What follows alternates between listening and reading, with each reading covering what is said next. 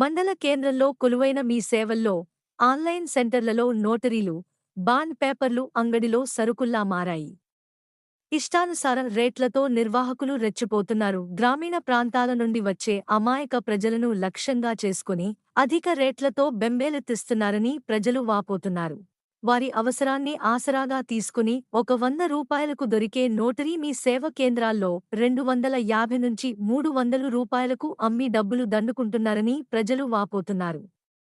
అంటే ఒక్కో నోటరీపై రూ. 150 నుండి రూపాయలు 200 అదనంగా ఛార్జీలు వసూలు చేస్తున్నారని స్పష్టంగా అర్థమవుతోంది. అవసరాల రీత్యా నోటరీ చేయించుకోవాలంటే మీ సేవల్లో రూ. 100 సమర్పించుకోవాల్సిందే. ఇదేంట అని ప్రశ్నిస్తే మాకు కూడా ఛార్జీలు ఉంటాయని నిర్వాహకులు చెప్పడం శోచనీయం.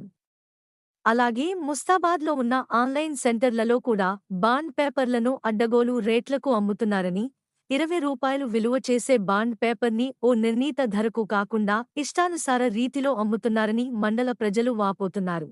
ఇలాంటి కేంద్రాల్లో సంబంధిత అధికారులు తనిఖీలు చేసి అధిక రేట్లను నియంత్రించాల్సిందిగా మండల ప్రజలు కోరుతున్నారు. మా యూట్యూబ్ ఛానల్ చూస్తున్నందుకు ధన్యవాదాలు. తాజా వార్తల కోసం మా ఛానల్ను సబ్స్క్రైబ్ చేయండి మరియు బెల్ ఐకాన్ను క్లిక్ చేయండి. తద్వారా మా కొత్త వీడియోలు మీకు వెంటనే అందుతాయి. మీ అభిప్రాయాలు కామెంట్స్లో పంచుకోండి. తదుపరి వీడియోలో కలుద్దాం. ధన్యవాదాలు.